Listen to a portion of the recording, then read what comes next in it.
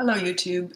My audience is predominantly on TikTok, so I'm always looking at my phone when I'm talking.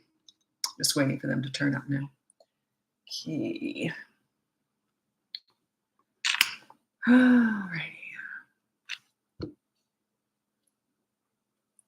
Sorry about the intro, but sometimes YouTube's fails. It doesn't always connect with live, so that's why I do it ahead of time.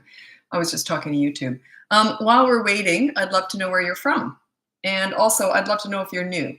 I've had a lot of new people turn up lately. Usually it was regulars for quite a while, and goes in waves. Gypsy Heart. I knew a girl years ago. I went to school with her. Her name was Gisela, and her middle name was Gisela Dixie Panda. That was her full name, Gisela Dixie Panda. Just reminded me of that. I never forgot that name. Isn't that funny? I only knew her in high school. Just reminded me of that. Okay, where are you from? While we're waiting for people to turn up. Hello, Gypsy. Where are you from? I'm here in Vancouver, Canada. Cooling down a lot. Tennessee. Hi, Tennessee. Ottawa. I have a cousin who lives in Ottawa. I've never been there. Calgary. I have another cousin who lives in Calgary. I've been there a few times. The farthest I've been is Thunder Bay. Thunder Bay is further than Toronto, right? Anyway, I've been to Toronto, Thunder Bay. Calgary. Hi. Oh, I already said Calgary. Boston. Never been there. Texas. I'm going to get there one day. I just feel like Austin is calling my name. I don't know why. I hear it's sort of the new California, like it's all that, because I'm vegan and I'm really into health and all that kind of stuff. So I thought maybe a wellness resort or something might be kind of fun down there. Anyway, so Texas. And anyone, if you're new, I'd love to know if you're new. Brenda. Hi, Brenda. You're a regular. Minnesota. Oops. Oh, shoot. Sorry, I just hit a wrong button. Oopsie. So where are you from? And if you're new, I'd love to know if you're new. I'm not a psychic. I'm a parenting coach, by the way. A lot of people used to think I was a psychic when I first came on here. I've been doing these lives for about a year now. And initially, a lot of people thought I was a psychic. I don't know why. Okay, I think we'll get going. New Mexico. Hi, New Mexico. I always thought that was Mexico. I know it's not, but I always thought when I was growing up, I always thought that was just the newer section of Mexico. Anyway, let's get going. My name's Lisa. I'm a parenting coach. If you go on the link above there, you can hire me for coaching, buy one of my courses, or download my free behavior board. You're on that behavior board too. That's what makes it work, because you got to give respect to get it. You always give first because you're showing the kids, you're modeling what you want from them, basically. You treat me with respect. I treat you with respect. It's got to be mutual. New here with a 21-month-old. Welcome. Are those tears? Oh, is it the toddler time? Good afternoon, Missy. My favorite age was teenagers. Toddlers was my least favorite age. They're cute as a button, but they're all feet, no brains. It was very physically demanding, and I have a bad back, so I found it very physically demanding. Teenagers are more mentally demanding, unless you kind of sort of have experience with them. Okay, first week of daycare for a 2-year-old, best way to drop him off. He's so upset every time. Yeah, it just takes a while, 2 to 3 weeks usually. And just do the dump and run. Dump them as fast as possible and leave with saying, I'll see you later, or, that kind of thing. So don't leave and say goodbye, like they think you're never going to come back. But just say, I'll see you later and we'll do this or something. At 2, they might not get that. But anyway, dump and run. It's like pulling off a Band-Aid. Do it fast, because if you drag it out, it's just going to make it worse. And the daycare people, they're used to all that. My son just turned 3 and he's pushing his limits. Oh my God, what to do? That's a bit of a tell. If they turn 3 and they all of a sudden start doing that, that's just they found their power because they know you didn't have it. And they've already detected that you have it when they're toddlers, but then they kind of just ease into the age 3. But if you're not in control, you're not a leader, you're not consistent, you yell. Yelling is a sign that you're not a leader. And they pick up on that. So by the time they turn 3, they stop and think and go, wait a minute, you're not a leader. I think I will be. So yeah, that's what happens. So work on your leadership skills. I have a full course on that if you're interested. It's up in the link above. It's a 5-week course. Do not jump to week 4. Some people do that. Week 4 is the golden spot. That's where everyone wants to get. You got to go through weeks 1, 2, and 3 before you go to 4. I have a 10-month-old. Is it too soon for walking shoes? I don't know. That's a pediatric kind of question.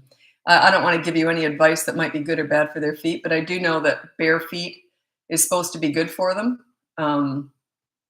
Because they can feel the ground. You know how their feet are like club feet almost? They're these little lumps like that, and then they spread out. So I think if you were to squish their little feet into shoes, because they need room to splay out and to form properly. So yeah, I don't really know. And if you were going to get them shoes, make sure that they're big enough so they can splay out into them. It was funny. My kids, we often laugh at, of course, they laugh at all the mistakes I made. One thing I did, we were watching a home video, and my son was trying to run in these giant shoes. I always like to get the most money I could out of shoes, and they had like school uniforms, so they had proper shoes. And so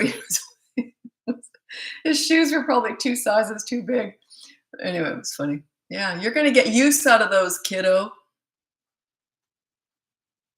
My son is 20 months old. I'm trying so hard to gentle parent, but it's so hard. Any tips? Okay, I have nothing to do with gentle parenting. So if you want a gentle parent, you're going to have to go somewhere else. I don't do that at all. And I don't know anything about it, really. I'm very careful. I stay in my lane. I'm kid taught.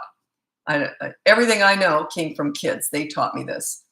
And yeah. So yeah, I'm not a gentle parent. So at all.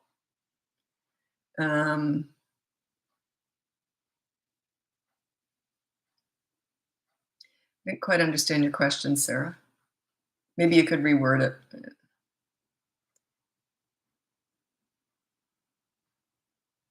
Okay. I have a 3-year-old who will not listen to any instructions I give him, any advice. A little bit of a tell in there. He won't listen to instructions. I didn't really ever tell my kids what to do. They just understood that there are chores, there are rules, and if they didn't do them, I was just there to correct them. So, yeah, if he's not listening, well, you got to work on your leadership. I have a full course on that if you're interested, how to get respect in 5 weeks, and it's up in the link above. If not, just keep watching. And I've got hundreds of videos on TikTok that you'll start to get it, because that's a big, if they don't listen, that's not a quick 1-sentence answer. That's a big, you got to set yourself up as a leader. Remember, we're never fixing kids, we're fixing and teaching parents here. So it's never about the kids. The reason is I've worked with hundreds of kids and I never had any problem getting respect. And I used to mentor troubled teens. So I know how to get respect, but it's all about me, my leadership skills. You lead and they will follow. It's just the way it is.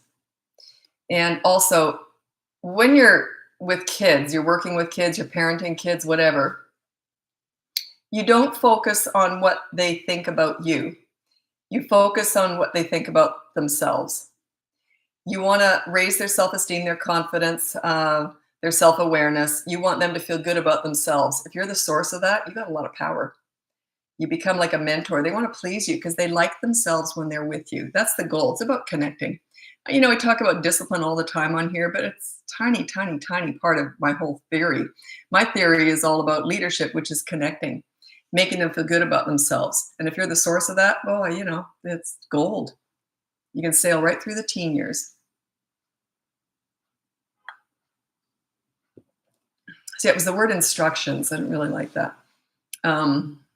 Not to say that you're overusing that, but I don't want obedient little soldiers here. I want kids who make good choices, because they understand if they make a bad choice, then you're in there to say, hey, I didn't like that. Here's the consequence. It's like that. I used to say to my kids, if you're good, life is good. If you're bad, life ain't so good. I'll make sure that. That's my job because I'm your mom. So I was going to make sure that there's consequences for making bad choices in life. So it was more like that. My mom was the leader. My dad was the pleaser. Same in our family. I was the leader. Their dad was the pleaser. But the dads were sort of on the same page with the mom. Like if I'd asked my dad something and he knew that mom wouldn't like it, he knew that I shouldn't get away with something, he would say, let's go check with your mom. And I'd say, oh, never mind. And with my ex-husband, if my kids ever tried to push him around when I wasn't around, he would say, do you want me to tell mom? So you only need one leader, okay? Yeah, my mom never told me what to do. And I never really told my kids what to do. There was just, I don't know how to explain it. I don't know how to explain, I do, but I don't know how to explain it quickly on here. It starts to make sense after a while.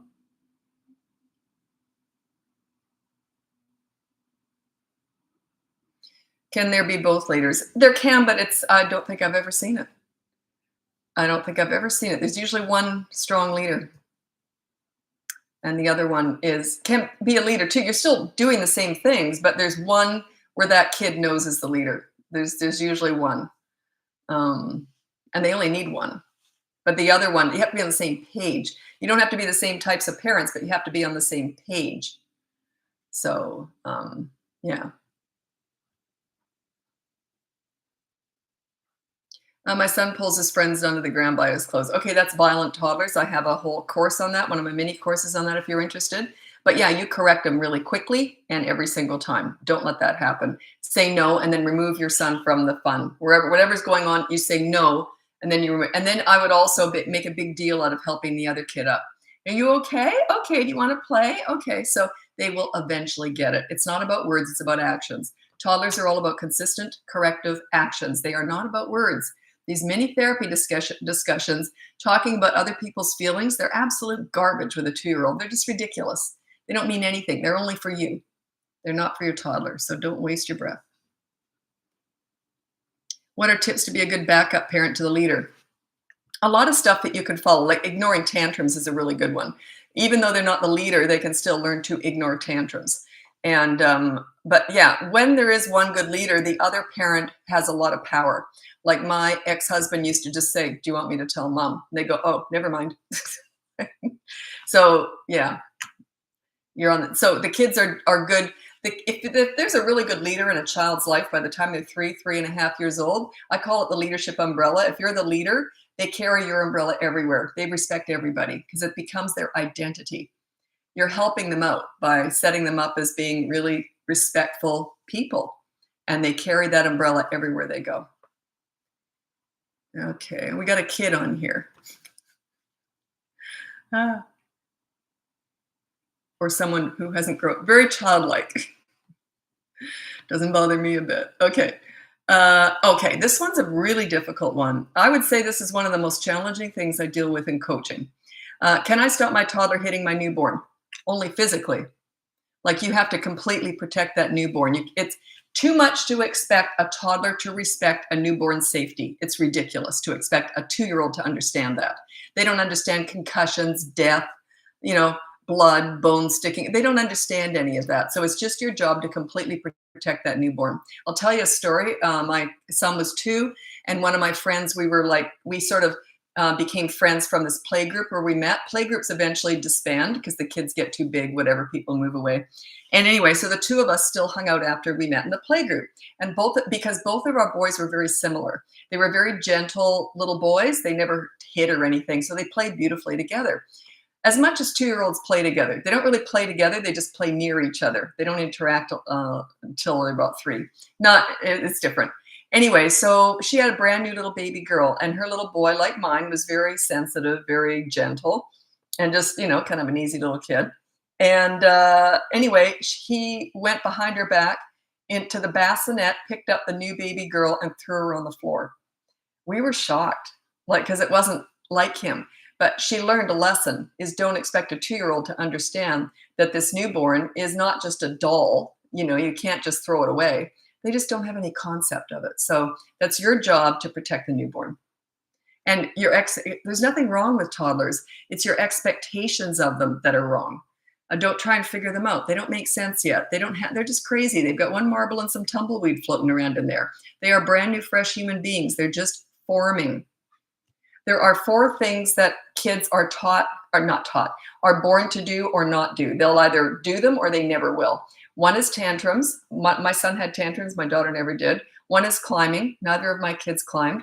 One is running. They run away from you all the time. And the other one is physical violence. They just hit and kick naturally. My kids didn't do that, but lots of kids do.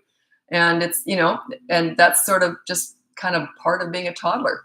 But they're either going to do them or they're not. Doesn't mean they're going to turn out to be psychopaths or anything. It just means that they're just born with these certain tendencies. I can usually spot it in babies, all that stuff, except the running and climbing.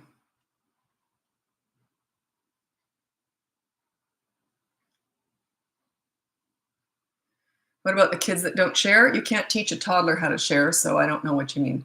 Just make sure they have equal toys. And then when they go for the other kids' toys, you say no and you intervene.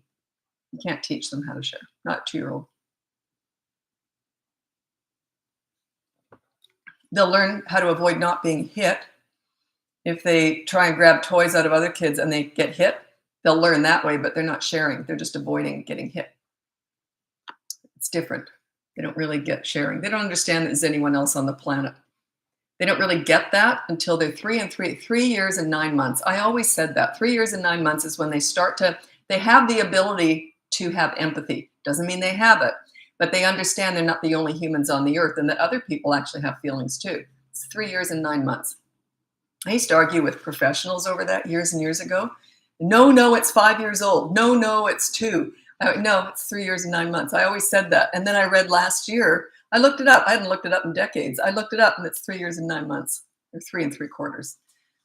That's when they can start to really understand sharing and understand it and do it willingly rather than just because they have to avoid getting in trouble. There's a difference.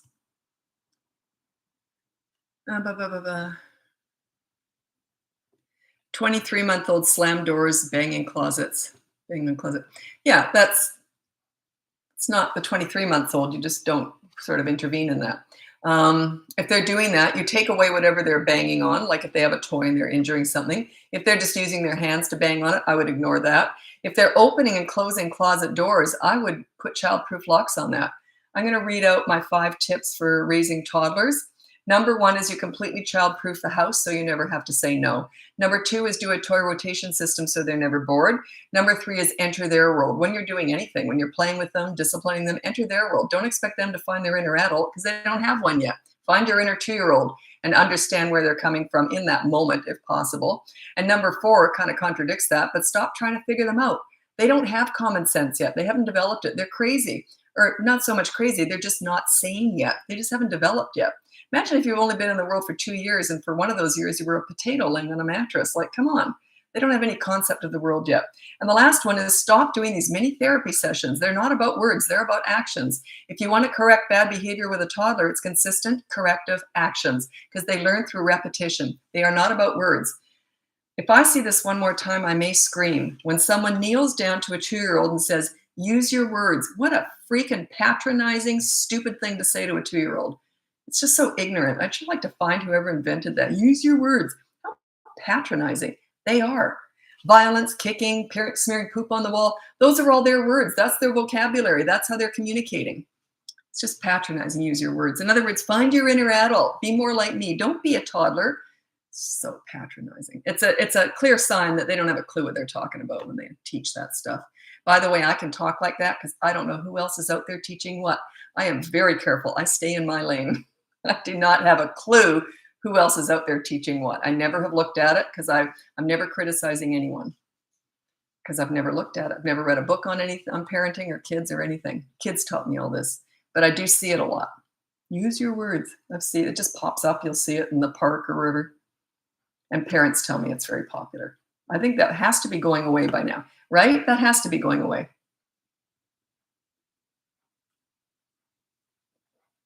It always bothers me when family tells my 2-year-old to use their words. Yeah. It's just a sign of ignorance that they don't understand toddlers. That's all. It's just a sign of their own ignorance. They're not stupid people, but they're ignorant about toddlers. That's all. How do you become a leader? Just keep watching me. I'll teach it. The discipline is a tiny part of it. It's 99.999% connecting, having fun, enjoying them, connecting. It's all about connection. Because your whole point is you want to make kids feel good about themselves. If they're acting out, they're never going to feel good about themselves. I have never once ever seen a kid being rotten to people who has high self-esteem. Their self-esteem is in the toilet. If you allow them to be rotten and do rotten things, their self-esteem is in the toilet. Guaranteed. Guaranteed 100%. So you want to make nice kids. They feel good about themselves. They make good choices. They respect not only other people, but they also respect themselves. They're proud of themselves. Is this live recorded? Yes. It is on YouTube. I'm the same name, Bratbusters. I think I don't know. I'm filming it at the same time on YouTube, and that's how I save my lives. Don't know why I'm pointing so much, but anyway. 25-month-old prefers his father over me, and we're all, they go through stages. You're the favorite. My kids used to say, they tried this every so often. They say, oh, he's your favorite. And I go, yeah, right now he is. Absolutely 100%. I love him way more than I love you right now. Absolutely. And then they'd go, oh, Mom. He couldn't get away with that manipulation with me. Then he'd say, she's your favorite. Yeah, right now she is. Absolutely. I love her way more than I love you. For sure. Right now I do. Goes back and forth. Depends on what you're doing. But yeah, so don't ever get manipulated. Okay, sorry. My computer was disconnecting. I've got 1, 2, 3, 4 screens here right now. One of them was disconnecting for some reason. My daughter has a great vocabulary. Most of it is actions, not words. Toddlers can talk. It's not their go-to. It's not how they learn. And when I say toddler, I mean 2-year-old. It's not how they learn. They learn through actions. They're watching you.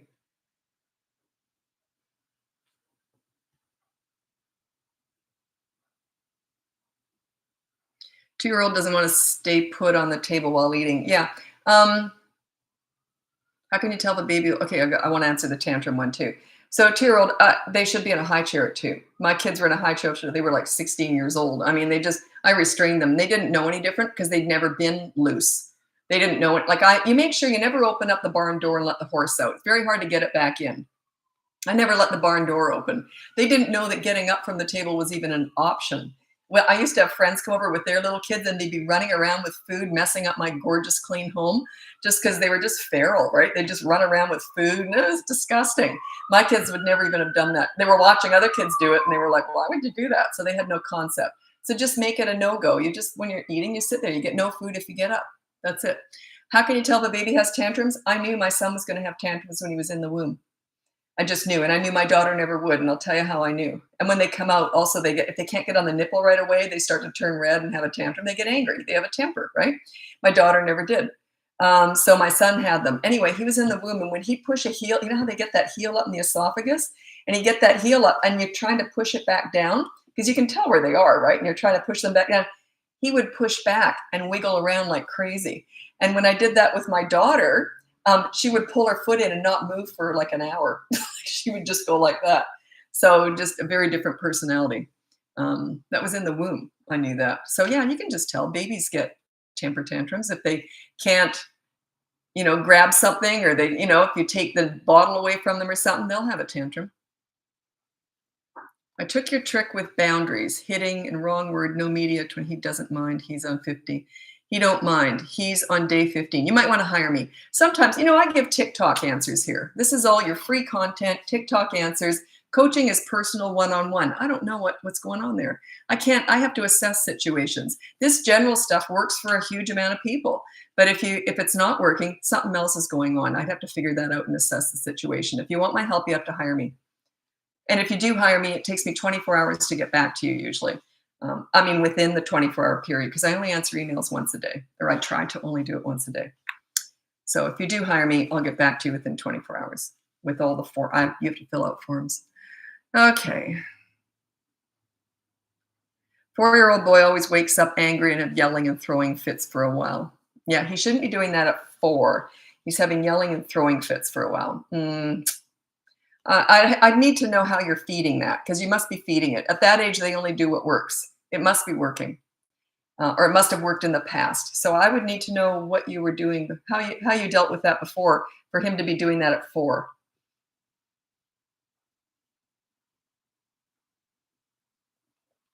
Ah, 1-year-old on the change table, squiggly wiggly. My kids, I think my son more went through this, really squiggly on the change table. And they were in diapers till they were 2.5, so they get bigger. The difference between my husband at the time changing the kids and me was quite profound. He would let them stand up for a while because they were fussing too much, When I put them on that change table, my arm went across their chest, my hands were holding onto their legs, and I somehow got their nappies. In Australia, they're called nappies. Got it up. They just kind of get to know it's physical. You're letting them know you're not getting up to get this diaper on. And it was in the car too, the same thing. My ex-husband would try and get our son in the car, and he would, how they go so straight, they actually go like that because they just, do that arch and they just won't bend. So my husband would sometimes let him sit in the seat beside and talk to him, and that. Mom wouldn't have done that. I did the karate chop. I'm just holding my hand on his stomach until he takes a breath, and then poop, and he went snap, snap. So physically, you sort of let them know who's in charge. And you're not hurting them. Actually, it's easier on them because they tend to fuss less. So the quicker you're the leader, and they just pick up on that. The reason why I know they can learn this is the difference that they are with me and with my ex-husband. And he was a great dad. He just wasn't as in charge as I was. And the kids, they know that. From a very young age, they learn that. My son started pre-K and he cries every day, all day at school. It usually takes 2 to 3 weeks. And it depends. Your energy has to be really positive about it. When you go to pick him up, don't make a big deal out of it. Say, okay, let's go home now. You're okay. That kind of stuff. Don't get emotionally involved in it. Yeah, you do have to hold them down when you're changing them. Yeah, they start screaming. It's part of it. That's part of parenting. Holding them down. I mean, changing a squiggly wiggly. That's just part of it. Okay. What do you do when your kids are playing with mean kids? Ignore, don't be friends, don't be friends. I never tolerated any physical stuff towards my kids. I dumped friends very quickly. If they couldn't control their kids to keep my kids safe, my son was bruised once, quite bad. He was like 1. And this little boy, he ended up being the bully in high school because the mom was just hopeless. She couldn't deal with him. And he was born with a real nasty, mean streak, this little kid. And my son, I didn't even know this was happening because my son wasn't a crier and he never hit back or anything. And his back was all bruised. He was being hit with a shovel in the sandbox and I didn't even know it. It was weird. But the mother, and then I did see a couple of hits before I tried to move him away. And the mom would just say to her little bully, he was awful. She would just say to him, say you're sorry. And he'd go, Dobby. And then he'd just go right back to hitting. She never did a thing. Anyway, he was kicked out of multiple high schools. He was the district bully. He was awful. Just, he was born mean for sure. He was, because I saw him from the time he was a wee baby. He was biting and hitting everyone. And he was born mean, but she could have stopped that. She could have changed that. That was her job. And they just didn't do it. They just spoiled him. And they always blamed, the other kid, he didn't like the way, she just was ridiculous. But anyway, yeah, I dumped friends who, if they had kids who were hurting my kid, I wouldn't be friends with them.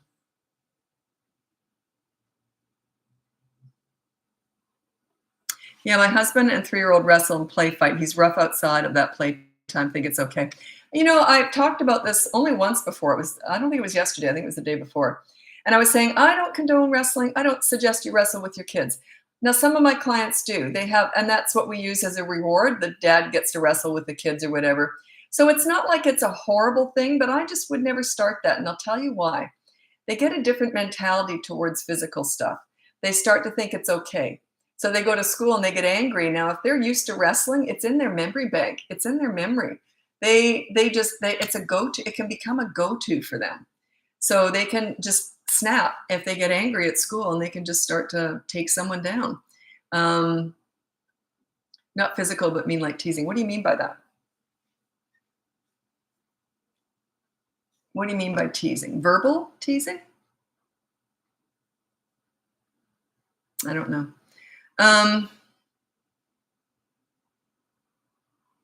4-year-old son has a meltdown, cries every time we leave Gigi's house. Is that a grandparent or something? I don't know. What can I do? Just ignore it. He's 4 years old. At 4, it's a bit of a tell. At 4, they tend to only lean into what works. So it means it must have worked in the past, or it must be working. He must be able to slow down the leaving process. But also, if he's going to have a fit, because my son was like that sometimes. He didn't do it every time, but if we were at a friend's house and he was having, or anywhere, if he was having a great time, he would sometimes tantrum when we left. So I made sure I told him, we're going to be leaving in 5 minutes. Okay, do you understand? Yeah, okay, it helped. So I gave him a bit of forewarning when we were leaving.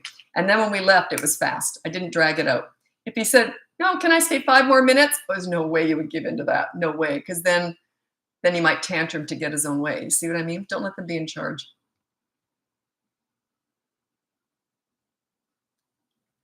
Verbal teasing. I don't quite know what you mean by that. And Megan, he also says he hates me. I'm going to go back. I get dizzy when I go back too far, so I might not be able to get there.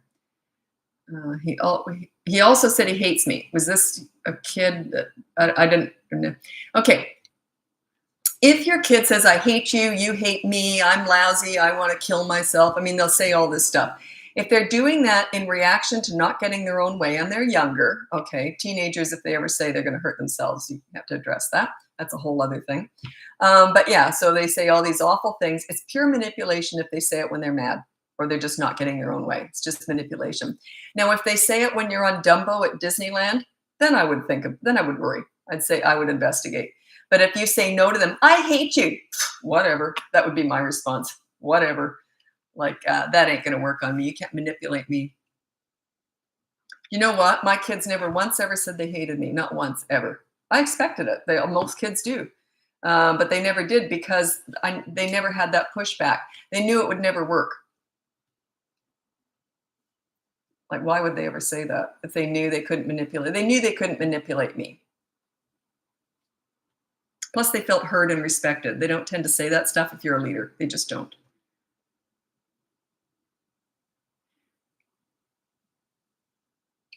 "16-month-old tantrum screams in public." At 16 months, that's that cusp. I say they're kind of babies under 16 months, and over that, they're toddlers. It's that real gray area right there.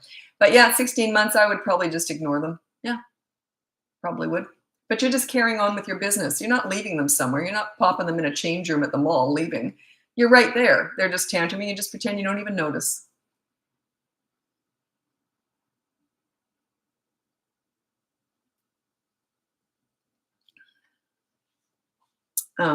Yeah, sorry, I'm laughing, but 1-year-old throwing uncontrollable tantrums.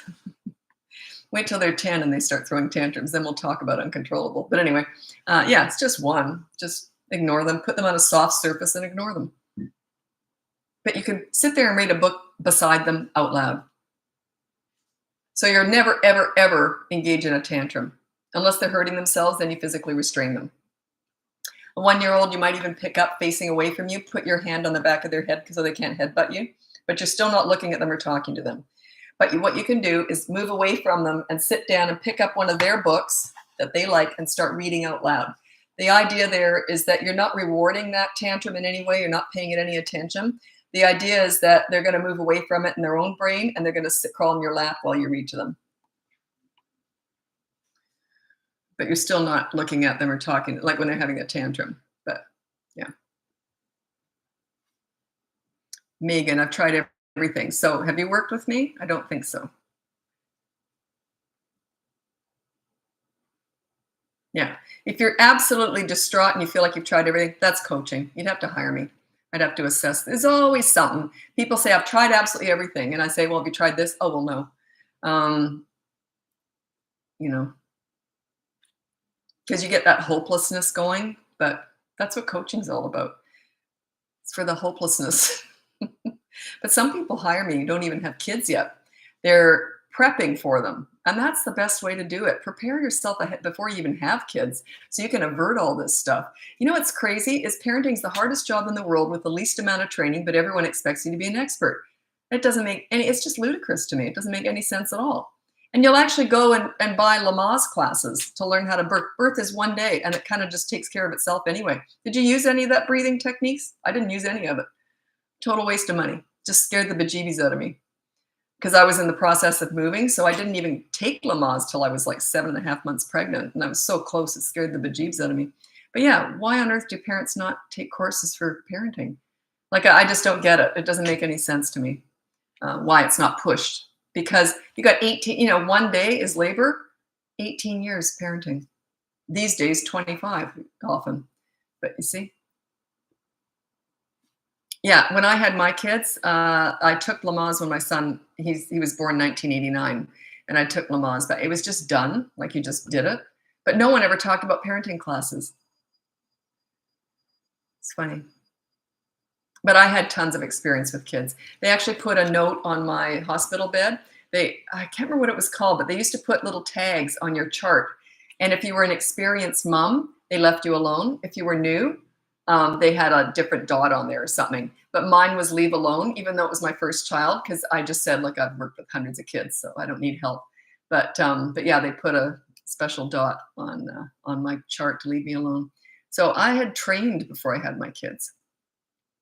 It's just, but I did that myself. Like I worked with tons of kids. I love doing that. But it's crazy that it's not pushed. It's not just the norm to train yourself how to be a parent. Like as if it's supposed to come naturally. It can, but there's a lot of it is experience based. People have asked me recently, a few people asked me in the last few months, and I don't think they've asked me that much before at all. It was really weird. And they said, if you could go back, what would you change? And I said, honestly, nothing. I can't, I mean, there's the odd little tweak, but overall, I wouldn't change anything in the way I parented. Nothing. But I had so much experience with kids and teenagers before I had my own kids. So I always say I left a trail of destruction behind me with everyone else's kids when I was practicing on them. How much is your coaching? It's all in the link above. There's different prices depending on how many you want. 3 sessions is always recommended as the base, but some people just want to take me out for a test drive and then they upgrade to more sessions. But anyway, it's up to you. How can I get my 3-year-old off the bottle? I don't know. I mean, I'll tell you what I did with my son with dummies, pacifiers, soothers, whatever you want to call them. He was 18 months old. We just got back from Canada because we were traveling from Australia where we lived. And it was a long trip. I had jet lag. He was 18 months old. And he was on dummies. Now, I never took the dummy off till after that trip because I thought there's no way. It's a 24-hour trip to get to Canada. I thought there's no way I'm taking those dummies away, and then we're in the air, and the ears popping. So anyway, we get home, and it was, I think, the first day we got home, and I thought, that's it. I'm taking the dummies away. I had him help me put them all in a little Ziploc bag. I picked him up, and we went out in the garage, and he held onto the bag. I opened up the big wheelie bin, and I said, pop them in because you're a big boy now. You don't need these anymore. And he popped them in there. So it's actions, right? They're all about actions. So, and he popped them in there. And then the rest, I was terrified because I was jet lagged. I thought, I don't want to deal with tantrums all day. And crying all day. I was just like, what did I do to myself? He didn't ask for them once. Not once, because I believe he was in on the whole process. He knew when something went in that big bin, mom was not going to take them out. He might have thought dad might have, but he knew when I said, that's it. But anyway, but every time he'd go like this and then he'd look over at me, I'd look away like that really quickly because there's no way I was going to get eye contact when he was thinking about dummies. But also I had bought him, I think, a new sippy cup or something else to chew on. He used to chew on the straws. So that sort of helped, but then he didn't even go through that stage for long.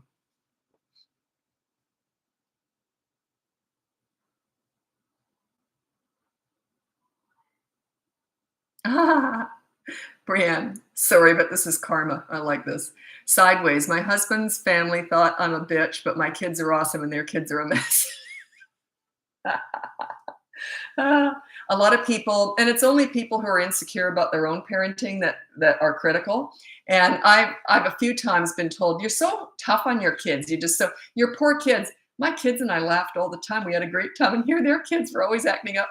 I remember one time I was talking to a school mom and she was saying, you're so tough on your kids. Can't they just let them do whatever they want? Or she said something like that. And her kid was gnawing on her ankle and it was bleeding. You're preaching parenting to me? Like, my kids were happy. They were fun. They were easy. They were polite. So it's only the people who have kids gnawing on their ankles that are critical of you. They're jealous. I'm a single mom. How old's your kid? They're saying that you don't spend enough time with them. How old? I get a lot of parents who are very successful in business, work long hours, and they say, how can I give my kids what they want when I don't have any time with them? And I'm like, well, do you want your money back? Like, parenting takes time. You gotta etch out some time in the day, but it doesn't have to be a long period of time. But you have to make even 5 or 10 minutes a special time for your child every single day.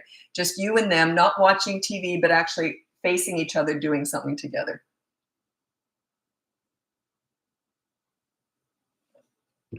But yeah, if you're really struggling, you might want to hire me. That's where things get a little bit messy, is when there's no time for the kids. The hardest thing I deal with in my business, and I specialize in teen crisis work, that's not the hardest thing I deal with. It's a mom, a young mom who has a newborn and a toddler, because her hands are full, and she's often got postpartum. She's strung out. I have to coddle that mom and make sure her mental health is taken care of, and she's got a newborn and a toddler. That's my biggest challenge in my business, is how to help her. How do you help her? Postpartum, newborn, bleeding nipples from breastfeeding, a toddler who's trying to kill the newborn, and the husband's at work all day, or she might even be a single mom. That is the toughest thing I deal with in my business. Isn't that funny? And I deal with life and death stuff with teenagers and abused children too. But not to say that that's not serious. I mean, it is, but it's not challenging for me, and then I know how to proceed. But that one, I never quite know what to do. I'm like, I don't know.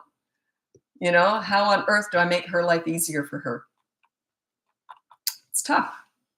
We come up with some stuff, but it's challenging. 3-year-old biting out of anger and not getting their way. I have a whole course on that if you're interested. Toddlers who bite, etc. I know I always say that it's under 3 as a toddler, 3 and 4 as a preschooler, but that course is also for 3-year-olds. Not much older than that, though.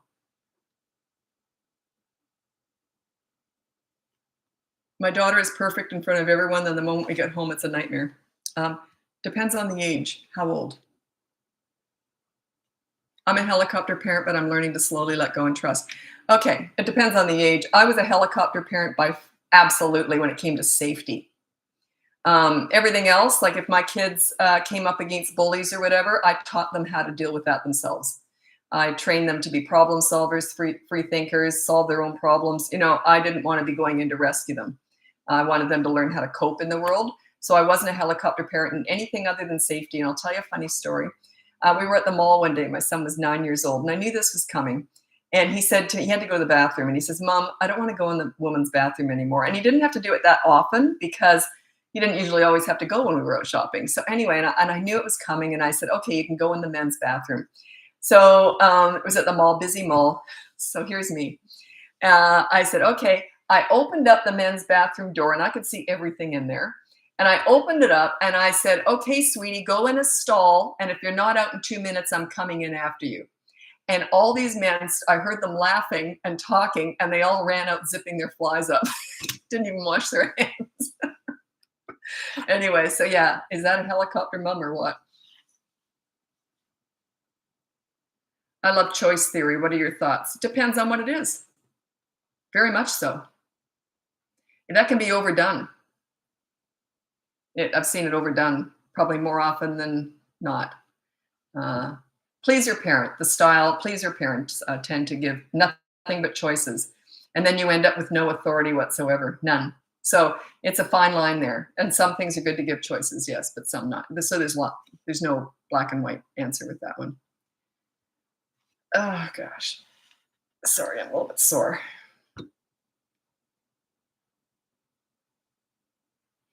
I'm not saying that you should follow my other channel, but I just have to tell the story again. I thought it was so freaking funny. I know it because I'm getting older, right? I'm in my 60s now, and just funny things start to happen to your body. I think it was the day before yesterday. I go to the gym every morning, so I work out, but still, everything gets looser. So I had to hoof it across a busy road to get to the gym. And as I was running, each step I was landing, I could feel it was weirdest sensation. It felt like my scalp was looser on my skull. I could feel it jiggling on my skull. And I just got a case of the giggles like you wouldn't believe. I thought, wow, I'm getting so old. My skull my floppy head is jiggling on my skull. Is that the craziest thing?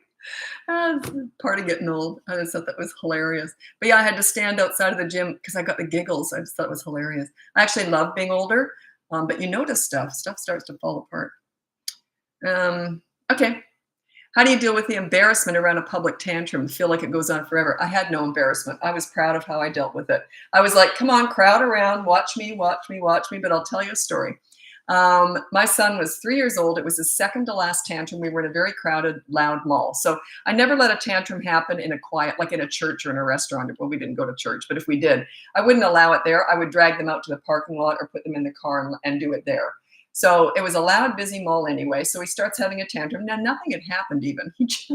I always say a piece of lint probably flew past him and it just set him off. We weren't even talking. We were just walking towards the car. Anyway, so I pulled him off to the side. And then I pulled out my nail file and I just started filing away. And I'm completely ignoring him. But he knows me. He knows I'm just waiting.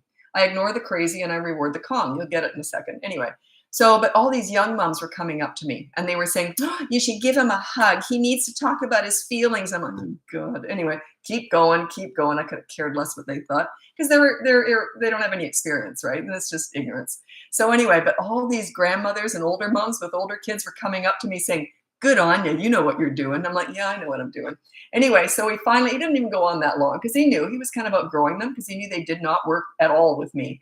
So they lasted longer with his dad. Anyway, so he got up and I said, oh, you all done? Okay, let's go. I don't discuss tantrums before, during, or after. That is their brain's process of dealing with something that they don't like.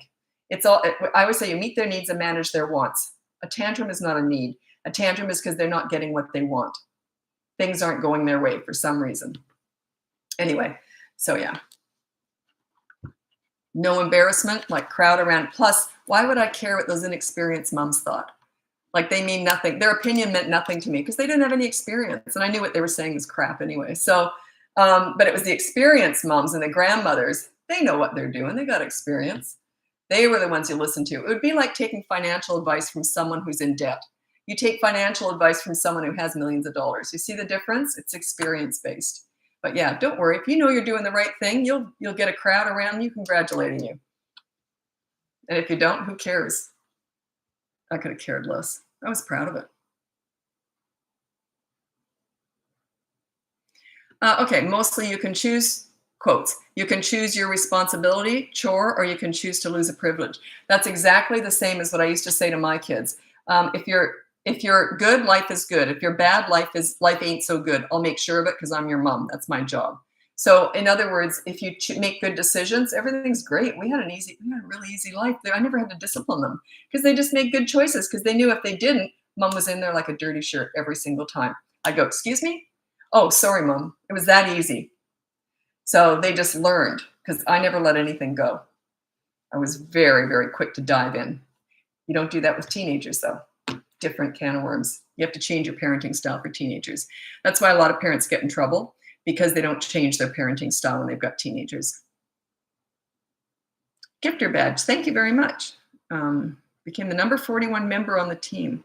I have no idea what that means. I don't understand all this stuff, but thank you. We don't make money on TikTok here in Canada, but we get badges and gifter stuff. So it's a sign of appreciation, and I really do. I appreciate that. Thanks so much.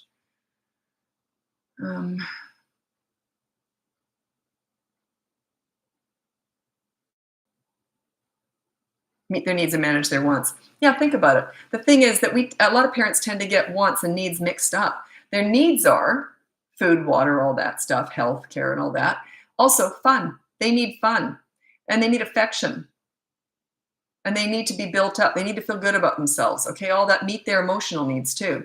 The wants are the iPads. A lot of parents say, well, they absolutely need to have the screen time because without it, they're just a mess. No, they don't. They want it. It's not a need. A lot of parents get the needs and wants mixed up. But fun is in there. A lot of parents aren't having fun with their kids. You got to have fun with them in their world, not your world. You don't bond with a 3-year-old at the nail salon. You go to the park and roll down the hill with them. So part of their needs is having fun with their parents. Having fun with your kids. That's a big part of it. They need that from you. It's harder to be a leader if you're not fun. I led with fun and humor. I used to say that was my weapon of choice. My holster was full of fun and humor. That's how I dealt with kids and teenagers. I enjoyed them. And they know that too. They know when you like them. They know when you're having fun with them. You can't fake that.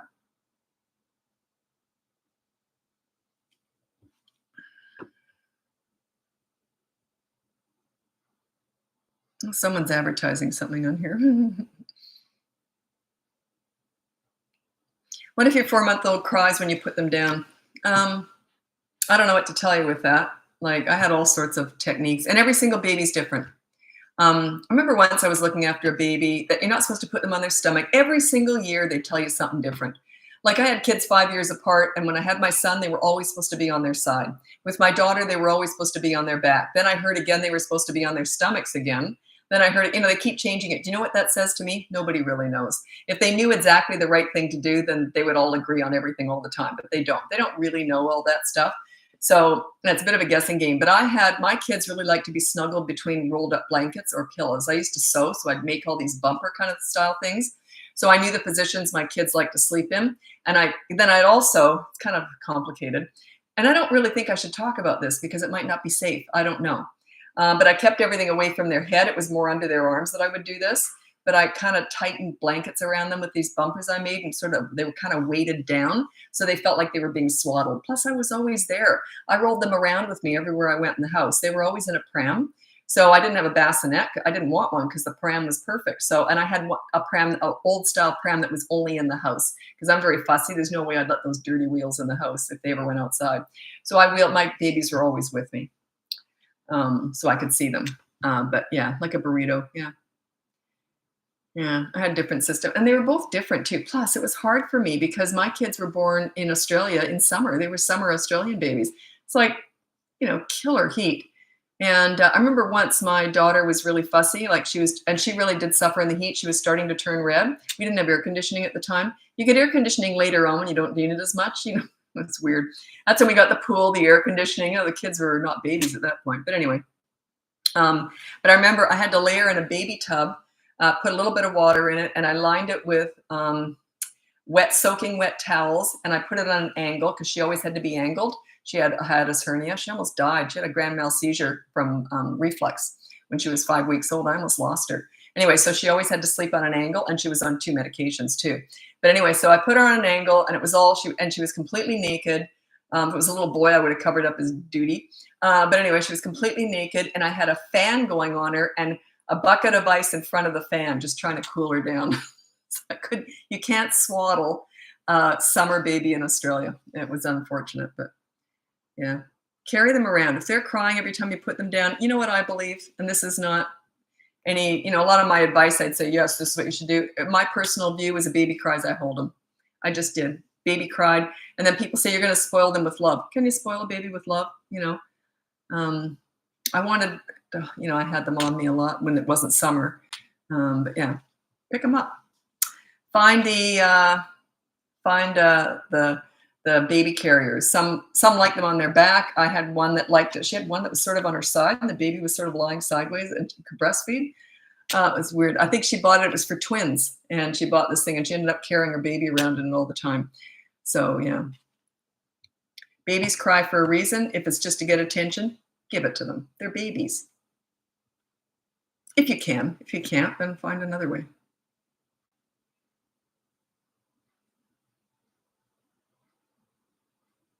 Okay, off topic, but were your kids close? Mine will be 5 years apart, nervous they won't play together. Here's what you do. Whenever kids, I tell the story in coaching all the time. But my kids are 5 years apart, had a boy, then a girl. They had like nothing in common. But they didn't tend to play independently like together. But when they were little, they did, until he was about 8 and she was 3, and 4 and 9, they didn't as much. But up until then, they did. Because he realized he could push her around as much.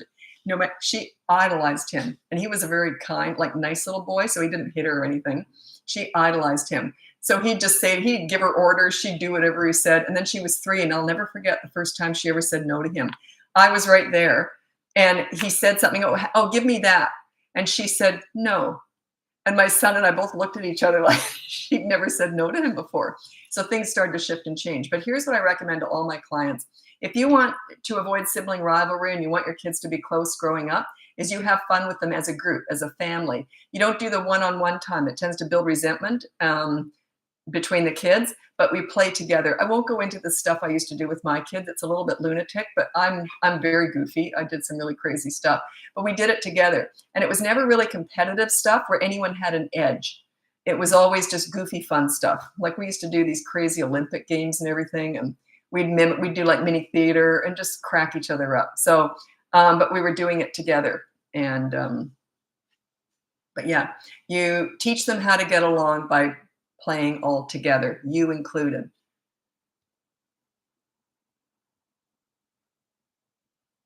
Like I know when kids or have sibling rivalry, and then the parents say, I spend so much one-on-one time with them. And I'm like, well, there's your problem. That's why they've got rivalry. You've just built resentment between your kids. So yeah, get family stuff going.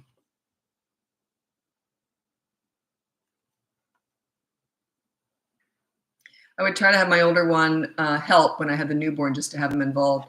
Yeah, that can help too. There's no guarantees with that, but it can help.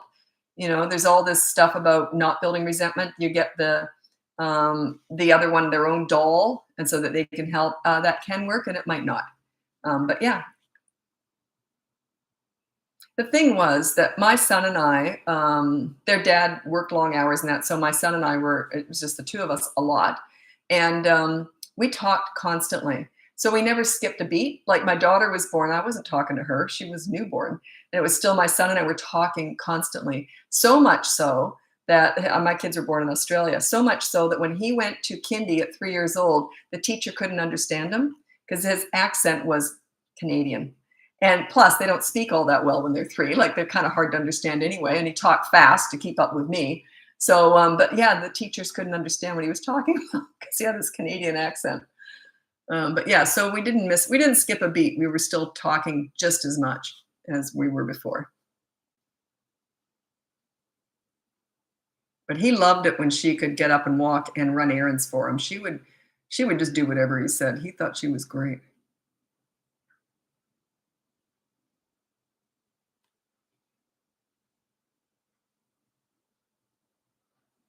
2-year-old in a week cries, screams about everything, like changing diaper, washing hands, or even touching him. It's just a stage. They'll get over it. Don't give it any weight. Just make sure that you follow through whatever has to be done. You got to change him. Just don't even say anything. So he's screaming and crying while you're changing a diaper. Ignore it. If you ignore the crazy and reward the calm, so when they're calm, you do engage with them. I don't mean you give them ice cream when they're calm. I mean you just give them attention when they're calm. So they'll eventually learn. They will go towards the light. If they get attention when they're crazy, they're going to keep being crazy. I see this all the time. They have mini therapy sessions. Now talk about your feelings. Calm down. Come on. You're just prolonging it. You're rewarding it. The tantrum's going to go on forever. They're going to be 16 still having tantrums if you do that.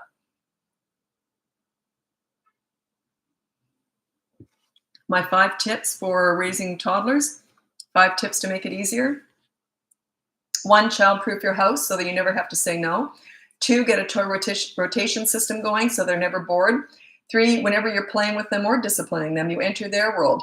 Do it in a way that like you're playing with them in their world. You're never like bonding with a 3-year-old at the nail salon. You enter their world. Get down on the floor with them.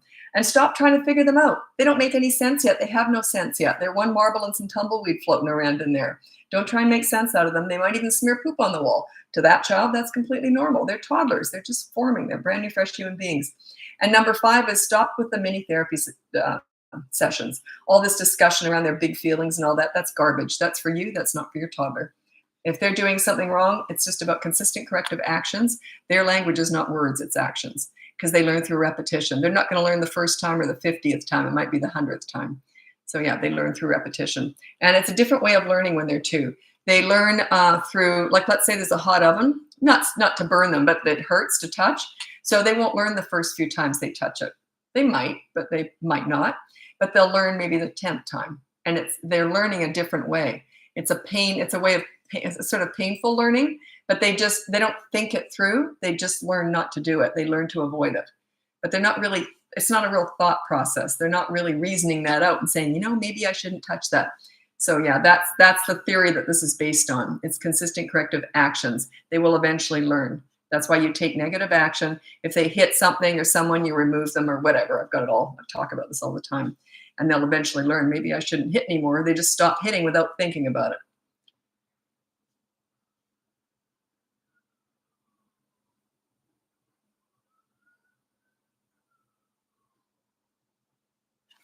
Oops, okay. Tantrums lasting hour and a half of crying and I don't know how old they are, but that's not completely unheard of. I think the longest tantrum I ever worked with, and I warned the parents, I said, it's going to get real ugly. This kid was 6 or 7, like quite a bit older, having massive tantrums, and every time he did, he just eventually always got what he wanted, and the parents couldn't figure it out because they thought he should just tire out. No, he just learned that if he went long enough, he was gonna get whatever he wanted. So anyway, I said, "It's gonna be really ugly, but you're gonna have to suffer through it could be hours." Anyway, this kid went, I think it was 5 hours of it, and I mean vomiting, horrendous screaming. He lost his voice. It was awful. And he never had another tantrum after that. The parents completely ignored 5 hours of vicious, violent, nauseating tantrum. But yeah, and then he never got what he wanted in the end anyway. So and he never had another tantrum after that. Boy, the parents hated me in those 5 hours, though, I'll tell you. I was like, good. And I warned them. I said, you're going to be cursing me out. Well, I need the age. She thinks it's funny and laughs when I tell her no. Yeah, she's a toddler, right? Yeah, they're going to do that. Completely normal for a toddler. And it's not real laughter, by the way. It's just they're just judging your reaction, testing you.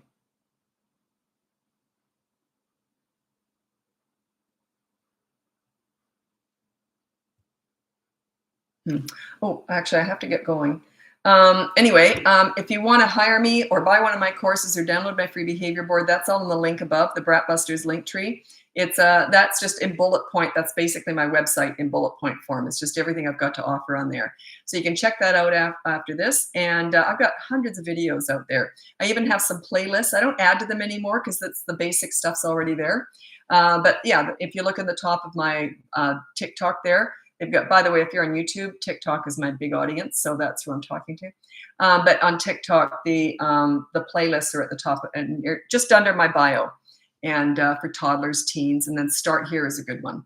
Anyway, thanks so much. I'll be back again, I don't know, but I do have 2 regularly scheduled lives now. So if you want to know when I'll be there for sure, it's Saturday morning at 10 a.m. and Tuesday night at 7 p.m. That's Vancouver, Pacific, California time. Okay, so we'll talk to you soon. Bye now.